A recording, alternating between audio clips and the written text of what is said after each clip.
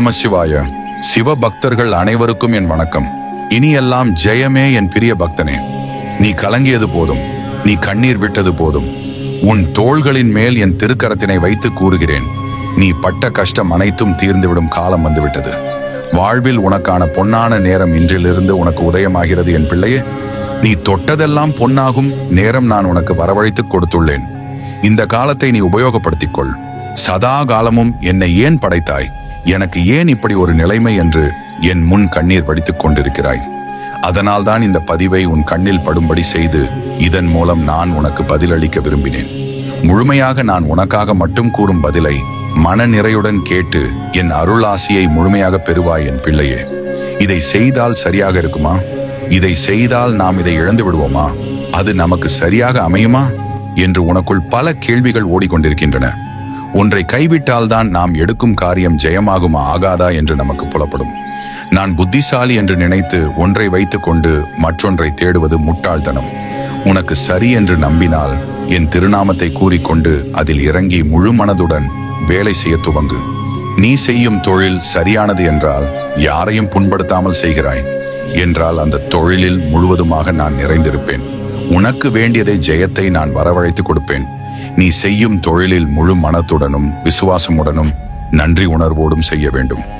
பிறரை ஏமாற்றாமல் நியாயமாக எப்பொழுது ஒரு செயலை செய்ய வேண்டும் என்று நீ நினைக்கிறாயோ, அப்பொழுதே அந்த நிலையிலிருந்து நீ மேலே வர துவங்கிவிட்டாய் என்று அர்த்தம். நல்லது நினைப்பவனுக்கு நன்மை மட்டுமே நடக்கும் பிள்ளையே.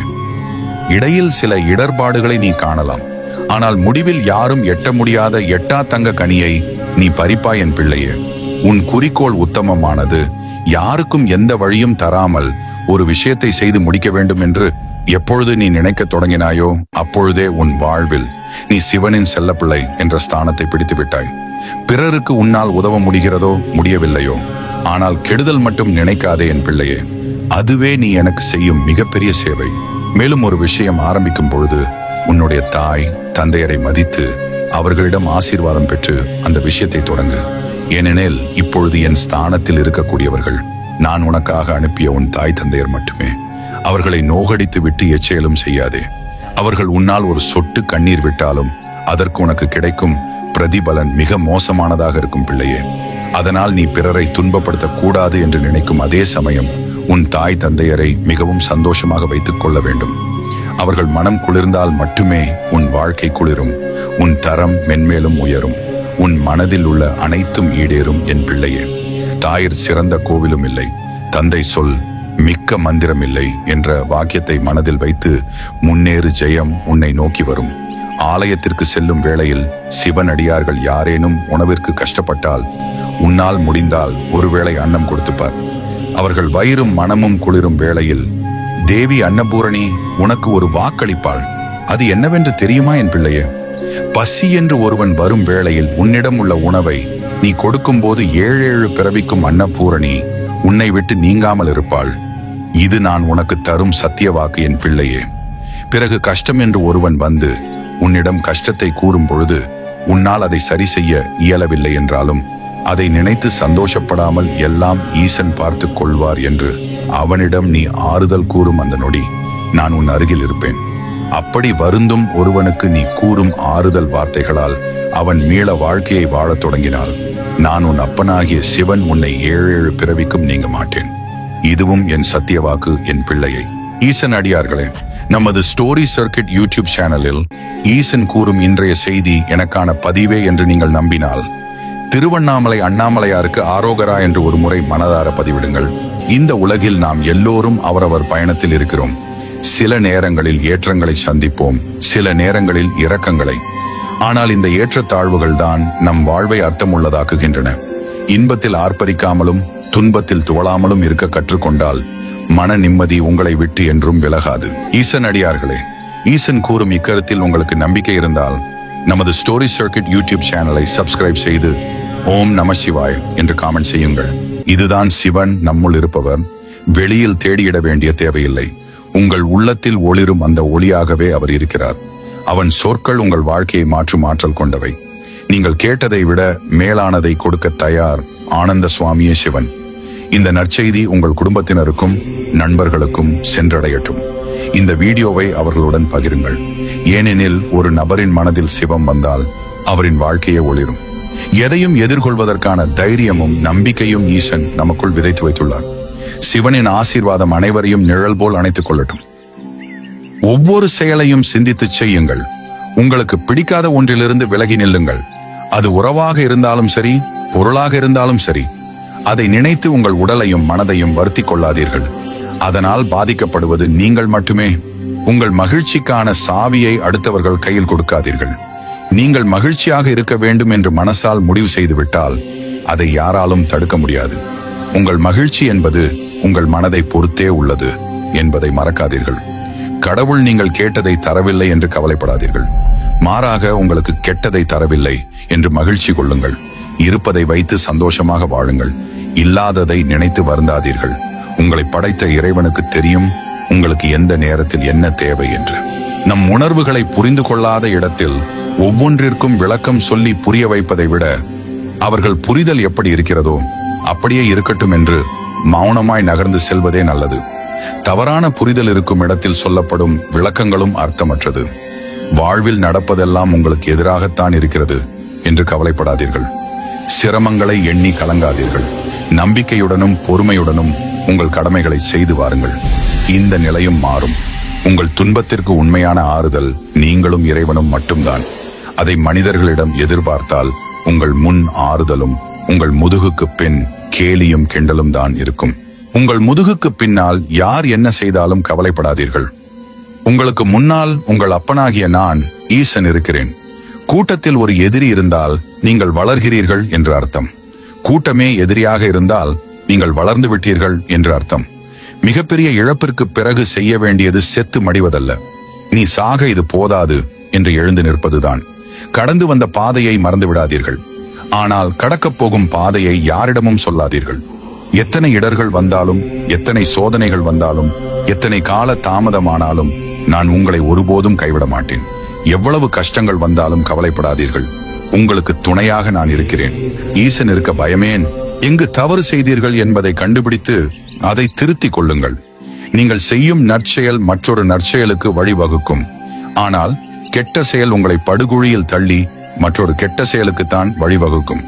ஆகையால் சிந்தித்து செயலாற்றுங்கள். விரைந்து செயல்படுபவனுக்கே காலம் வழிவிடும். நேரம் வரட்டும் என்று காத்திருப்பவனுக்கு ஒருபோதும் காலம் வழிவிடாது. மற்றவர்களிடம் எந்த அளவுக்கு பணிவாகவும் மனமிறங்கியும் செல்கிறீர்களோ அந்த அளவுக்கு வாழ்க்கையில் உயரே செல்வீர்கள். என் பக்தனை தொடுவதும் என்னை தொடுவதும் ஒன்றுதான்.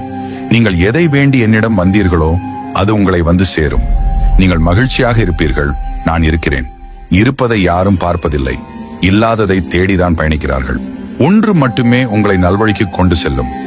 உங்களை சுற்றி நடப்பவற்றை குறித்து கவலை கொள்வதும் நடப்பது நடக்கட்டும் என்று பொறுத்துக் கொள்வதும் உங்கள் மனநிலையை பொறுத்தது.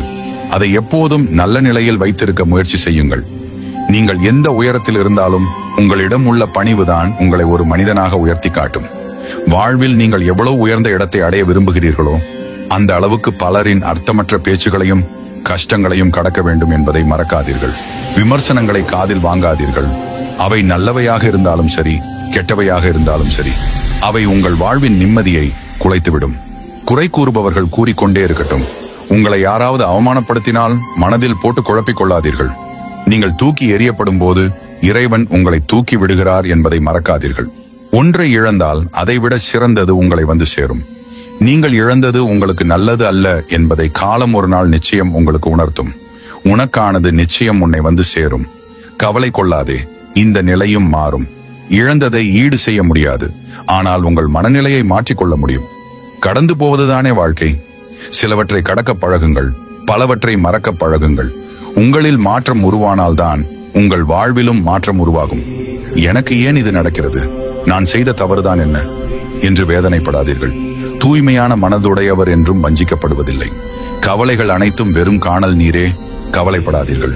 உங்கள் மகிழ்ச்சிக்கான சாவியை அடுத்தவர்கள் கையில் கொடுக்காதீர்கள். மனதால் நீங்கள் மகிழ்ச்சியாக இருக்க வேண்டும் என்று முடிவு செய்துவிட்டால் அதை யாராலும் தடுக்க முடியாது. ஒன்றை ஞாபகத்தில் கொள்ளுங்கள். உங்கள் மகிழ்ச்சி என்பது உங்களின் மனதை பொறுத்தே உள்ளது. எதுவும் நிரந்தரமில்லை. நிலையற்றதை எண்ணி நிலை தடுமாறாதீர்கள். இழந்தாலும் சரி, பெற்றாலும் சரி, எல்லாம் நன்மைக்கே என்று நினைத்து கவலைகளை மறந்து கடந்து செல்ல பழகுங்கள். உங்கள் பயத்தை என்னிடம் கொடுத்துவிட்டு தைரியத்தை அதிகமாக பெற்றுக்கொள்ளுங்கள். என் அன்புக்குரியவர்களே, மனம் உருகி வேண்டுவோரின் வேண்டுதல்கள் என்றும் வீணாவதில்லை. யார் கைவிட்டாலும் உங்கள் அப்பன் ஈசன் நான் ஒருபோதும் உங்களை கைவிட மாட்டேன்.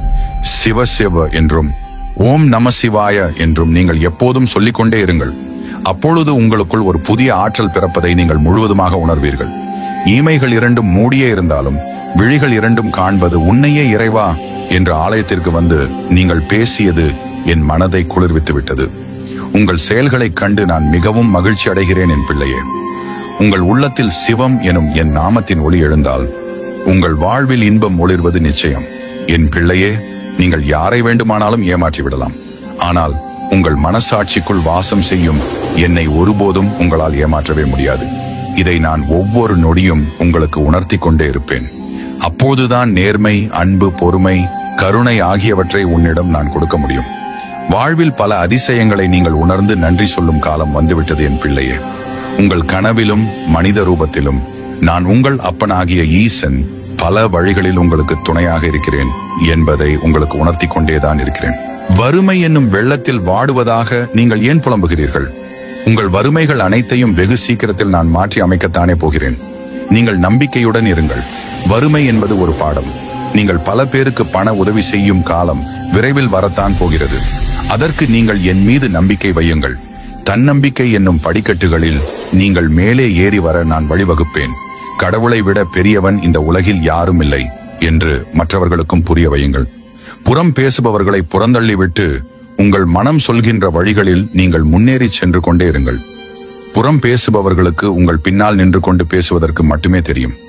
முன்னால் நின்று வழிகாட்ட அவர்களுக்கு ஒன்றுமே தெரியாது. வாசம் மிகுந்த பன்னீர் கலந்த சந்தனத்தை நெற்றியில் திலகமாக இடுவதற்கும் அதில் வாசனை நிறைந்த திருநீரை பூசுவதற்கும் பழகிக் கொள்ளுங்கள். அது உங்களுக்கு தேவையான பண இருப்பை எளிதில் கொண்டு வர வழிவகுக்கும். நீங்கள் பயன்படுத்தும் ருத்ராட்ச மாலையை பன்னீரும் திருநீரும் கலந்த திரவத்தில் சிறிது நேரம் ஊற வைத்து அதன் பிறகு நமச்சிவாய என்று கூறி அணிந்து கொள்ளுங்கள்.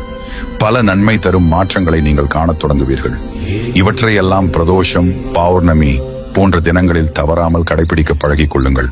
உங்கள் அப்பன் ஈசன் சொல்லும் ஒவ்வொரு வார்த்தையிலும் பல மந்திர சொற்கள் அடங்கியுள்ளது என்பதை தெரிந்து கொள்ளுங்கள். நீங்கள் எல்லா மகிழ்ச்சியையும் பெற்று நலமாக வாழ நான் ஆசீர்வதிப்பேன். உண்மையில் உங்கள் சந்தோஷம்தான் என் சந்தோஷம் என்பதை நான் உங்களுக்கு உணர்த்துவேன். என் அருமை குழந்தைகளே, எது நடந்தாலும் நீங்கள் எப்போதும் நிம்மதியாக இருங்கள். அனைத்தையும் உங்கள் அப்பன் ஈசன் நான் பார்த்துக் கொள்கிறேன். கவலைப்படுவதன் மூலம் எதையும் மாற்ற முடியாது. ஆனால் என் மீது நீங்கள் அனைத்து நம்பிக்கைகளையும் வைப்பதன் மூலம் எதுவும் மாறாமல் இருக்காது என்பதை புரிந்து கொள்ளுங்கள். என்னை தவிர யாரையும் வணங்கக்கூடாது என்று சொல்பவன் அல்ல இறைவன். நீ எதை வணங்கினாலும் அதில் நான் இருப்பேன் என்பவன் தான் இறைவன். உங்களுக்கு வந்திருப்பது எவ்வளவு பெரிய சோதனை என்று என்னிடம் சொல்லிக் கொண்டிருக்காதீர்கள். உங்களுக்கு துணையாக இருப்பது எவ்வளவு பெரிய கடவுள் என்று உங்கள் சோதனைக்கு சொல்லுங்கள். அந்த சோதனை மறுகணமே காணாமல் போய்விடும். மனிதர்கள் உண்மையில் ஆச்சரியமானவர்கள். கையேந்தி பிரார்த்திக்கும் போது நான் அருகில் இருப்பதாக உணர்கிறார்கள். பாவம் செய்யும் போது மட்டும் நான் தூரத்தில் இருப்பதாக நினைத்து விடுகிறார்கள். நீங்கள் எங்கு சென்றாலும் நான் உங்களோடு தான் இருக்கிறேன். நீங்கள் யார் மனதும் நோகும்படி எந்த செயலையும் செய்து விடாதீர்கள். அதைவிடவும் பெரிய பாவம் வேறு எதுவும் இல்லை. நீங்கள் கஷ்டப்பட்டதும் கண்ணீர் விட்டதும் எனக்கு தெரியும். என்னை முழு மனதோடு நம்புங்கள். உங்கள் வாழ்க்கைக்கு ஒரு வழி பிறக்கும். நான் சொன்ன அனைத்தையும் கேட்டு அப்படியே பின்பற்றினால் நன்மைகள் உங்களை தேடி வந்து கொண்டே இருக்கும் என்பதை மறக்காதீர்கள். நல்லவைகளை அதிகமாக நினைக்க பழகுங்கள். நீங்கள் ஒவ்வொரு முறை சாப்பிடும் போதும் உணவிற்கு நன்றி கூறிவிட்டு சாப்பிட பழகுங்கள் என் பிள்ளையே. வெறும் யோசனை மட்டுமே செய்து கொண்டிருந்தால் இங்கு எதுவும் மாறிவிடாது. நான் அள்ளித்தரப்போகிறேன். ஓம் நம சிவாய என்று மனம் உருகி வேண்டுபவரின் வேண்டுதல் என்றும் வீணாவதில்லை. நீங்கள் வேண்டுவதும் நினைப்பதும் நிச்சயம் நடக்கும். நீங்கள் பிரதோஷம், பௌர்ணமி அன்று செல்லும் சிவன் கோயில் பெயரை பதிவிடுங்கள், அல்லது உங்கள் ஊரில் உள்ள சிவன் கோயில் பெயரை பதிவிடுங்கள். நீங்கள் தேடும் உங்கள் அப்பன் ஈசன் உங்களுக்குள் தான் இருக்கிறார் என்பதை மறந்துவிடாதீர்கள். என்னை நாடி வந்தால் உங்களை தேடி வருவேன். என்னை ஒரு நொடி நினைத்தால் ஒவ்வொரு நொடியும் உங்களோடு நான் இருப்பேன். செய்த பாவங்கள் கேள்வி கேட்கும், செய்த புண்ணியங்கள் பதில் சொல்லும். செய்த தவறுகளுக்கு தண்டனை கிடைத்தே தீரும். அந்த பிடிக்குள் நீங்கள் ஒருபோதும் போகக்கூடாது என்று உங்களை பாதுகாக்க உன்னுடன் இருந்து நான் எப்போதும் வழிநடத்துவேன். பயப்படாதீர்கள். எந்த நிலை வந்தாலும் அன்பு நிலை மறக்காதீர்கள். எவரால் வரும் கஷ்டமும் என் அயன் சிவனால் சரியாகும் என முழு பொறுப்பையும் என்னிடம் கொடுத்து விடுங்கள். நான் பார்த்துக் கொள்கிறேன். எவையெல்லாம் வேண்டும் என்று என்னிடம் கேட்டீர்களோ அதைவிட அதிகம் நான் உங்களுக்கு தருவேன். ஓம் நம சிவாய என்ற மந்திரத்தை எப்போதும் சொல்லிக் கொண்டே இருங்கள். எண்ணங்கள் அழகானால் வாழ்க்கையும் அழகாகும். அன்பும் உங்கள் அப்பன் ஈசனும் வேறு வேறு இல்லை என்பதை நீங்கள் உணர்ந்து கொள்ளுங்கள். அன்பே சிவம், அதை உணர்வதே வரம். நீங்கள் சந்திக்கும் சோதனைகளுக்காக சோர்ந்து விடாதீர்கள். தெய்வம் நல்லவர்களை சோதிக்குமானால் ஒருபோதும் கைவிடாது என்பதை உணர்ந்து கொள்ளுங்கள். உங்கள் கவலைகளை தாங்கும் சுமைதாங்கியே என் இறைவன் ஈசன். பிறருக்கும் எடுத்துக் கூறுங்கள். பிறப்பின் நோக்கம் உங்கள் அப்பன் சிவனை வணங்குவது என எண்ணி அனைத்தையும் உங்கள் வசம் படுத்திக் கொள்ளுங்கள். அன்பே சிவம், அதை உணர்ந்து வாழ்வதே தவம் என்று மற்றவர்களுக்கும் புரியும்படி எடுத்துக் கூறுங்கள் என் பிள்ளையே. நீங்கள் மகிழ்ச்சி பெற்றால் எனக்கும் சந்தோஷம். அதேபோல் மற்றவர்களை மகிழ்ச்சிப்படுத்தி பார்க்கும் போது அதை கண்டு நான் இன்னும் மகிழ்ச்சி அடைகிறேன். காத்திருங்கள்.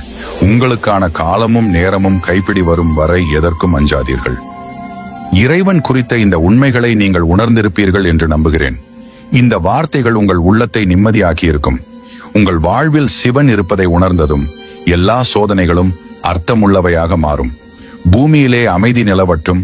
பசிப்பிணி, பட்டினி, நோய்கள் அனைத்தும் ஒழியட்டும்.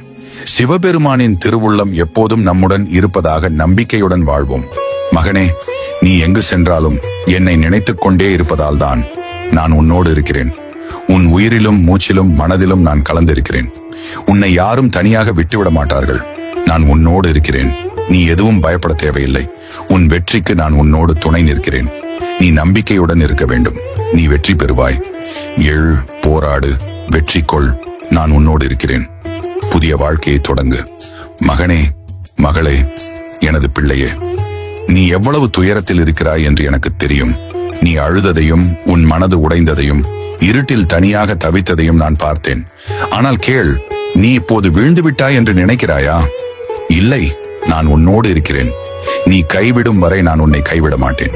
நீயே உன்னை மறந்தாலும் நான் உன்னை மறக்க மாட்டேன். உன் உள்ளத்தில் ஒரு தீபம் எரிகிறது. அந்த ஒளியை நீ உணர வேண்டும். உன் துன்பம் முடிவு இல்லை, அது ஒரு புதிய தொடக்கம். உன் வாழ்க்கையில் நடந்ததையெல்லாம் நினைத்து கண்ணீரோடு இருக்கிறாயா? நீயே நினை, ஏன் இப்படி நடந்தது என்று. நீயே கேள், ஏன் இந்த துன்பம் வந்தது என்று. துன்பம் உன்னை அழிக்க வந்தது இல்லை, அது உன்னை உன்னதமாக்க வந்திருக்கிறது. இன்று நீ அழுகிற நிலை உன் வாழ்க்கையின் கடைசி அத்தியாயம் அல்ல. இது ஒரு புதிய தொடக்கத்துக்கான முதன்மை பக்கம். அதை நீயே எழுத வேண்டும். உனக்குள் இருக்கும் சிவசக்தி அதை எழுதச் செய்யும். இன்று நான் வீழ்ந்திருக்கலாம், ஆனால் நாளை நான் எழுவேன். சிவபெருமான் எனக்குள் இருக்கிறார். நான் தனியாக இல்லை. நீ அழுகையில் நான் உன்னோடு இருக்கிறேன். ஆனால் நீ எழும்பும் போது நான் உன்னில். துன்பம் உன்னை தகர்க்கவில்லை, அது உன்னை தட்டி எழுப்புகிறது. நான் சிவன், உலகின் நஞ்சையே குடித்தவன். அந்த நஞ்சு என்னை அழிக்கவில்லை, அது என்னை நீலகண்டனாக்கியது. உன் வாழ்க்கையில் வரும் நஞ்சும் உன்னை அழிக்காமல் உன்னை மகத்துவம் அடைய செய்யும். நீ துன்பத்தை எதிர்கொண்டால் உன்னிலிருந்து உன்னதமான மனிதன் வெளிப்படும். நீ துன்பத்தை எதிர்கொண்டால் உன்னிலிருந்து உன்னதமான மனிதன் வெளிப்படும். நீ இப்போது இருக்கும் நிலை உன்னுடைய கடைசி நிலை இல்லை. நீ இங்கே தங்கி நிற்க பிறக்கவில்லை. நீ மேலே உயர பிறந்தவன். உன் வாழ்க்கை ஒரு நதியாய் ஓட வேண்டும். ஒரு நிலத்தில் தேங்கி நின்றால் அது நாற்றம் அடிக்கும். நதி தானாகவே ஓடாது.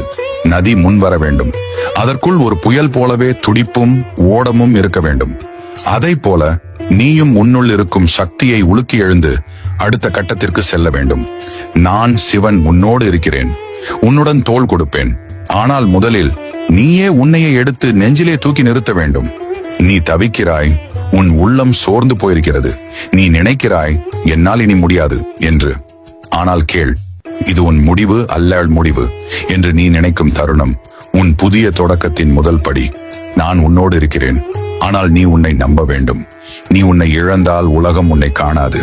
நீ உன்னை நம்பினால் உலகமே உன்னோடு கை கொடுக்கும். உன் வாழ்க்கையின் கதாநாயகன் நீயே. இது உன்னுடைய கதை. இதில் யாரும் வந்து உன்னை காப்பாற்றப் போவதில்லை. நான் உன்னோடு இருக்கிறேன். ஆனால் நடக்க வேண்டியது உன்னால் தான். உனக்குள் சொல், நான் போராடப் போகிறேன். நான் என்னால் முடியும் என்று நம்புகிறேன். என் வேதனை என்னை இன்னும் வலிமையாக்கும். நான் இன்றைக்கு அழுகிறேன், ஆனால் நாளை வெல்கிறேன். உன் துன்பம் நாளை உன் வெற்றிக்கான கதை சொல்லும். வெற்றிக்கான பாதை உன் காலடியில் ஆரம்பமாகிறது. வெற்றி எங்கோ வெளியில் கிடையாது, வெற்றி உன்னில் உள்ளது. உன் மனதில் உள்ள நம்பிக்கையில், உன் இருதயத்தில் இருக்கும் தைரியத்தில். நீ உன் முதல் அடி எடுத்து வைக்கும் போது உன் வெற்றிக்கான பாதை ஆரம்பிக்கிறது. நடப்பதை தொடங்கு. தடை வந்தாலும் நின்று விடாதே. நெஞ்சில் சிவனை நினைத்துக் கொண்டு அடுத்த அடியை எடு. நான் உன்னோடு இருக்கிறேன். அடி எடுத்தால் வழி தெளிவாகும். நீ நின்றால் வழியும் நிற்கும். நான் இன்றைக்கு முதல் நடக்க ஆரம்பிக்கிறேன். நான் என்னால் முடியும் என்று நம்புகிறேன். நான் நின்று விட மாட்டேன் வெற்றி வரும் வரை. முடிவு நிச்சயம் உன்னுடைய வெற்றியில்தான். நீ யாருக்காக காத்திருக்கிறாய்? யார் வந்து உன்னை காப்பாற்றப் போகிறார்கள்? யாரும் வரமாட்டார்கள். நீயே உனக்கு தேவையான வீரன். நீயே உன் வாழ்வின் கதை எழுத வேண்டியவர். நான் உன்னோடு இருக்கிறேன். ஆனால் போராட வேண்டியது உன்னால் தான். உன் கண்ணீரை மறந்து உன் மனதில் எழுந்து வரும் கோபத்தை ஒரு சக்தியாக மாற்று. அந்த கோபம் உன் துன்பத்தை பொடித்து உன்னை வெற்றிக்கே அழைத்துச் செல்லும். நான் என் வாழ்க்கையின் வீரன். நான் என்னை மீட்கப் போகிறேன். சிவபெருமான் எனக்கு துணை. நான் நிச்சயமாக வெற்றி பெறுவேன். உனக்குள் நான் இருப்பதால் உன்னை வெல்ல யாராலும் வெல்ல முடியாது. மகனே, மகளே, இப்பொழுது ஏழு. வாழ்க்கை உன்னை அழிக்கவில்லை. அது உன்னை இன்னும் வலிமையாக்குவதற்காக தான். நான் உன்னோடு இருக்கிறேன். அடுத்த நிலைக்கு செல்லுங்கள். வெற்றி உன்னுடையதுதான். ஏழு. போராடு. ஜெயிக்க.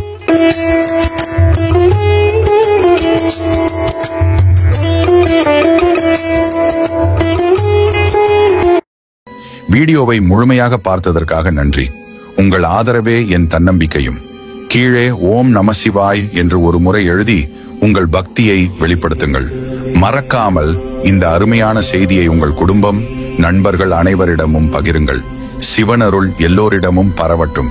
மீண்டும் ஒரு ஆன்மீக பயணத்தில் சந்திப்போம். இனிய நாள் வாழ்த்துகள். ஓம் நம சிவாய்.